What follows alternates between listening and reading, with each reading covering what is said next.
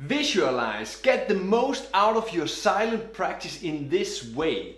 The best way to visualize and silent practice saxophone. Many saxophone players do not have the possibility to practice at home with sound. This is a huge obstacle in the development of your playing and in the pleasure of playing. I have used visualization and silent practice for many years. This has given me the opportunity and the possibility to grow whenever I had time to focus on music. Practice when you travel, practice in the train, practice in the car, practice before you sleep or in front of the TV. With or without the saxophone, with or without making sound, it is always possible to practice.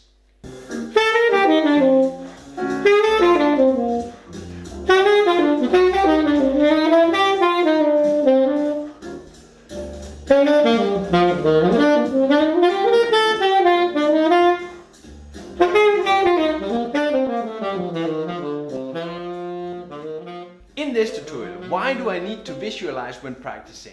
Why do I need silent practice? What is visualization? What is silent practicing? How do I visualize a melody? How do I silent practice melody? How do I visualize chords? How do I silent practice chords? Visualization of scales, silent practicing of scales. Show, play and analyze a short solo on Perdido. Full solo manual on Perdido. Hi, I'm Søren and welcome to Søren Saxophone Lessons. Why do I need to visualize when practicing? Visualizing is a crazy strong tool to get better in almost any skill when you are actually not performing the skill. If you have some time where you really want to practice but you cannot because you have to be still or you are not near your instrument, further. Visualize is crazy good brain training or workout to keep your brain very sharp when you need it to. This is the case in all situations when you do play music. You need to make decisions in a split second and use this crazy strong brain of yours. Train it, use visualization. Why do I need silent practice? Silent practice is generally great when you're not able to make sound on your instrument. Many instruments have a silent option, for example an electric guitar or a bass guitar. These instruments you can play unamplified and there are almost no sound.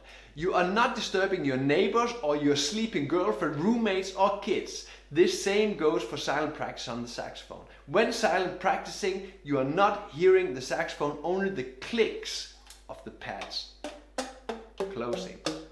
What is visualizing? Visualizing is basically imagining something with a strong image as if it was real.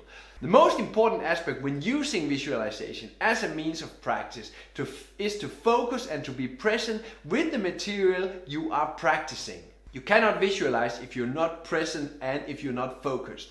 When using visualization to practice saxophone, you need to make a very strong real-like image of what you are practicing. I need to empty my mind, and mostly what I visualize I see in front of my forehead here and my nose. What I see when I visualize is an image of the material I practice. The image can have different forms. I tend to work with an image of sheet music, music notation, or from an image how my fingers are placed in front of the saxophone. So actually seeing the saxophone from this part and then my fingers on it.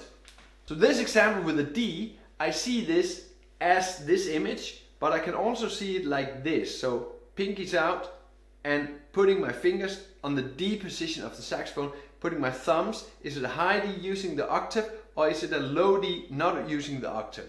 Seeing like this, I'll turn it around. So basically I see this. You see my 3 fingers here and my 3 fingers top. If I need to practice a C major scale like the tune Perdido, which I just played, I visualize the whole scale of C major. First an image of the written out music. So basically I see this G clef and the C scale going up. I need to zoom in on each note so I can see them and be really aware of them. This is a very slow process, but doing this only a couple of times makes you very aware of them, and you do not need to do this many times to learn the notes. So learning the C major scale, I'm visualizing the whole C major scale, zooming in on every note like this. Seeing this, I'm not using my fingers. Actually, I'm seeing the grip on the saxophone in front of me here. I'm seeing this C. Going on to the D. Seeing the D grip in front of me. Visualizing the sheet music, the note D. Either one, I can't do both in one time. So I'm picking either one of them. Zooming out, zooming into the E. Seeing my fingers, not moving my fingers, just seeing the fingers. So on, you can go from note to note in the whole scale. The other way I use is, I imagine my fingers are placed on the saxophone. So when playing the scale. So you have both fingers and the image. And what I just said, I can't use both the image and the image of my fingers in one time. I have to focus on one of the things. When doing this, the first couple of times you can move your fingers along with the visualization. So just take the C, seeing the C, seeing the C. This method is more like silent practicing. When getting used to the visualization, you need no hands, only your mind. So seeing the C, imagining the C. It's kind of weird talking to the camera like this, not doing anything, just imagining this C. Okay, the feeling I have when visualizing the saxophone fingers is like I'm sending a signal, a brain signal to my fingers for the appropriate note. So I'm thinking the C in my pink, the low C in my pink. If it's middle C, I send a signal to my middle finger here, so boom, like this. But I'm not moving my finger in the real visualization. So now I'm actually seeing a C. It feels very funny, this. The same goes for the D. Send a signal to the fingers where you have the D position. So I'm sending my signal. Actually, I'm thinking the D in right ring finger. Like this, but I'm imagining it. So the D. Now I'm imagining the next note, the E. I'm thinking these two fingers. This is what I'm visualizing, but I'm staying completely still, not moving my fingers when I'm visualizing. What is silent practice? Silent practice is practicing with or without your instrument, but using your visualization and fingers to perform. I use two forms of silent practice. The first form is when you practice with your instrument, but make almost no sound. I hold my instrument as I'm used to when I'm playing, but I'm not playing. Most often I do a detach the mouthpiece and the neck of the saxophone, because it gets easier to move around and it gets easier to sit. I mostly sit when I'm practicing silent practice. For the sake of the video, I just keep standing, but you can take a chair, sit down, sit with your saxophone, and basically do silent practice. As in all practice, it's important to know why and what you want to practice. There are many things you can practice silently. For example, a scale and how tight you are playing. Use the same exercise as before, the C major scale from Perdido. With the saxophone, I play the scale very slowly up.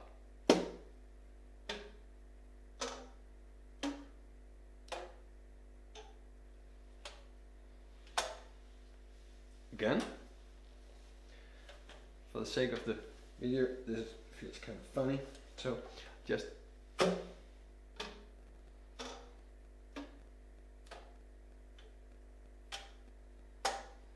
my focus is on my fingers and the speed which I'm closing and opening the pads. You hear the clicks. Another thing you can practice silently is keeping your fingers close to the saxophone, making sure you get faster action speed with less space between the fingers and your saxophone. Using silent practice, you can also practice timing along with the metronome beat or play along. I will show this later in the video. How to visualize a melody. I was earlier playing the tune of Perdido. It's a rather simple melody with only a couple of notes in it. I begin with checking some recordings of the melody to know how it goes. You can then either learn it by ear or by checking the sheet music. Either way, we are looking at the melody and visualizing it. Since I do not have absolute hearing, I do not know the notes which I'm listening to, I need to check them on my saxophone. When you have this, you can start practicing the visualization of the melody. Imagine the first phrase of the melody.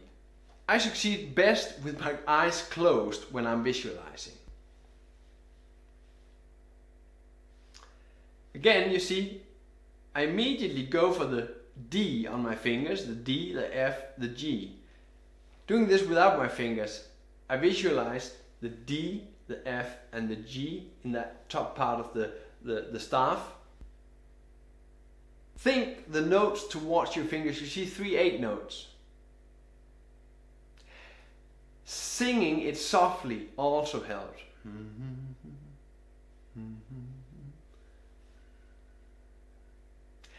I'm singing out of time because my timing in my brain is not so strong when I'm singing very softly or not using my fingers, only visualizing. Seeing the notes and the rest in front of you is also a way to do this. Taking it really easy with this. Go slow, take every step. When you have it visualized, you have learned it. The great thing about visualizing is you do not need to play this melody 100 times. When you have visualized it a couple of times only, you have it in your memory. So thinking about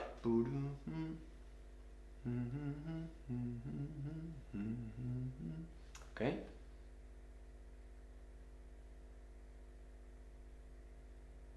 Actually seeing the notes in front of me, seeing my fingers, doing this trick, keep doing this many times. How to silent practice a melody. Silent practicing a melody is a very small step. Pick up your instrument. What I mentioned earlier is that I like silent practice on my saxophone without the mouthpiece and the neck.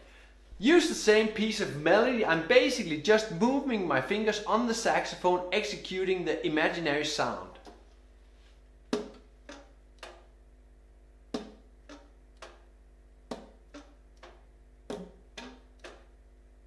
In the higher octave.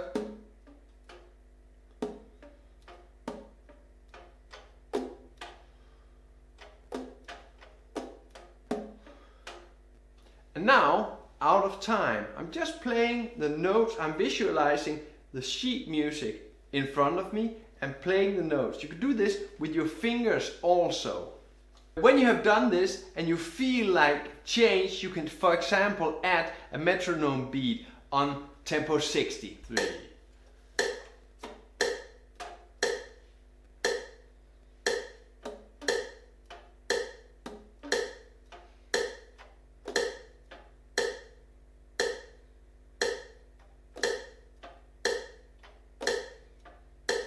I played in tempo 60, there's no rush in doing this. This is all muscle memory and getting this really well into your fingers. And it only took like half a minute to play. So if you're sitting in front of your TV or just sitting minding your own business, do this. You could do it with only fingers too.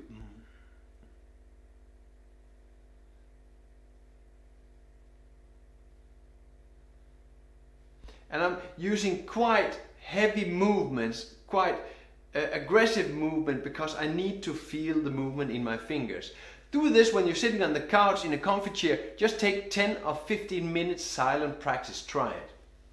How to visualize chords. There are a couple of ways to visualize chords. What you want to achieve when visualizing the chord is not only learning the fingers and the chords notes, but also the chord progression. To learn the chord progression by heart, I'm convinced that you should learn analyzing the chords using music theory, but that's another video. We only want to focus on the muscle skills and the chord notes themselves in this video. Starting by imagining playing the basic chords. Again, using the two ways to visualize. First, the notes from the written music. At the same time, I'm visualizing my fingers on the saxophone and how this looks. Not moving my fingers, taking this really slow. Basically, I'm looking at the D minor chord, just thinking towards my fingers the D, the F, the A, the C. I really have to focus when I'm doing this. You can have the paper in front of you. If you are going to my Patreon and downloading the full lesson manual, then you can have the paper in front of you, just looking at the notes, visualizing your fingers doing this. You can also, when you're ready, move away the paper, just visualizing. So D, F, A, C. Go. You can take it as many times up and down as you want. Just take the first chord, D minor. Take the G7. Again, I'm steering towards my fingers. I'm moving towards my fingers. I'm thinking the grips, and I'm visualizing the chord notes up that in the staff. If you need to repeat one chord many times, do it, please. If you need physical movement, add one finger, like you're silent practicing. Just go to the next step in the video to pick silent practicing up. How to silent practice chords. Do exactly as above, but keep your saxophone at hand. Play the notes slowly up the saxophone, no sound except the pads. Can even take it slower.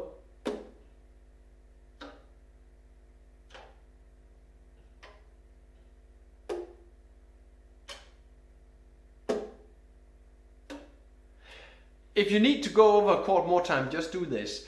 You're not on a time schedule. You do not need to hurry, because your brain will pick this up very much faster than with sound, because you only focus on muscle skills and remembering the chord notes. So your brain will pick this up very fast. My focus is moving my fingers very tight and close to the saxophone. You see this when I move. So I'm not doing this. I'm actually moving very close to the saxophone the whole time. You can also practice like this without the saxophone, of course. Just fingers. If you're in the train, sitting on the couch, reading the newspaper, just, hey, I can read doing this. If I just have that D minor chord, then I'm taking some of my focus to reading, but just moving my fingers up and down this D minor chord. The more difficult thing here is the timing, so think about the timing and the actual feel of the saxophone. You have to be very sure, so move slowly, but you can still practice the movement. You cannot practice the sound, but you have to practice the movement.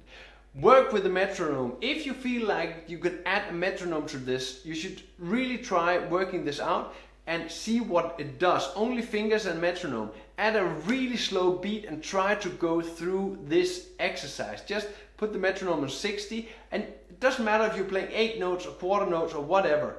I'll try to just play quarter notes with the metronome through this 4 bars of Perdido, the chords of Perdido. 4.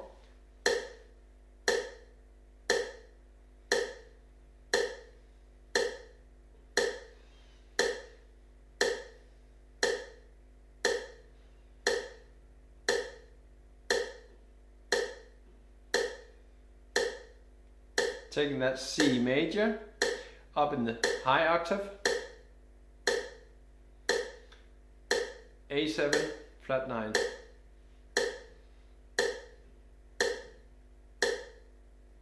Again, you could do this with or without your saxophone. Think how tight you're moving your fingers, and they should not be wobbly. In many of my videos I have a lot of chord exercises you can exercise like this, so silently or visualizing them. A great video to check, the 8 most important chord patterns you need to know.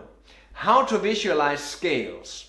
It's important to get a good muscle memory regarding chords and scales. Sometimes we do not have enough time in our practice sessions to get all the motor skills you need to practice. Visualize the scales of a tune. Use the same methods as described earlier with a few extras. Your basic scales in Perdido are in C major. Practice these up is the first step. Imagining the notes on the D minor scale. So taking them out of context, putting them into one place and seeing this whole bar of D minor. Think of the notation and how your fingers are positioned on the saxophone. Slowly, note for note, don't take the whole scale, just one note at a time. Try not to move your fingers. Imagining the scale note for note. You can play the scale up and down inside your head as much as you like. The most important thing is not to rush. because your brain will learn this if you do it 1 or 2 or 3 times. Concentrate, focus only on the notes. So what I'm going to do is just take this a moment to do this. So the D, thinking of the D, thinking of the next note, the E, seeing it in front of me, the E in the staff, the F, I'm sending a signal to my index finger for my F, the G, I'm automatically doing my fingers, so I'll hold them like this, G, the A, again, left hand, the B, index finger of my left hand, seeing that B there, and the C, the 7th note of the D minor. So this is how I'm doing it, and I don't have to do it 10 times. Do it 1, 2, 3 times. See how much impact this has on your playing. When you're ready, take the G7 scale. What you can add to this exercise is the chord note placement in the scale. Thinking on the D minor, you can have the D, the F, the A, and the C. These are the chord notes. Adding this into the scale, giving a little emphasis on them. So the D chord note, E the 9th, F is the 3rd, G is the 11th, A is a chord note again, the B is the 13th, and the C is a chord note. The same with the G7 chord. The G, the B, the D, F, they get extra attention. So give them a stronger connection between, or pushing a little bit on these notes. How to silent practice scales. Visualizing the notes makes the silent practice very much more effective since you're already busy working with the notes in your mind. You could run up and down the scales as many times as you wish. The repetition is the most important. When you play with sound again, you will hear how easy it is to play the full chord scheme, chords and scales. With the fingers on your saxophone, you'll feel the action of the tightness you're playing. This is very difficult to feel when you're visualizing the timing. The feel and the action of your fingers is also what you need to practice when practicing silence. So the actual action, you need to feel this. Start with the scale. Choose if you want this in combination with the chord notes or only the scales. Play slowly but tight. Think of the distance towards the saxophone. Again, I'm thinking, what are the chord notes? D, E, F, A, B, C, back, A, G, F, E, D. Take it really slowly. I'm doing a little bit faster now because I know these scales and these chords. So visualizing and playing with finger, the muscle memory. Play slowly up the scale, very tight. Think about the distance with your fingers to the saxophone and what notes you're playing, what chord is it. A great thing about silent practice is that you take the sound, blowing air into the saxophone, listening to the sound, embouchure, abdomen, throat, all that stuff out of the equation. This means your attention and your focus is very much fewer things, and you can get much better, much faster, only using your mind because you only focus on fewer things. You can play all scale exercises using visualization and silent practice. Just pick one and go. Check the links in the description for more scale exercise videos. Show, play and analyze a short video on Perdido. Putting the neck on, putting my mouthpiece on. I'm not visualizing this. I did that already. Boom. Take this down. 1, 2, 3.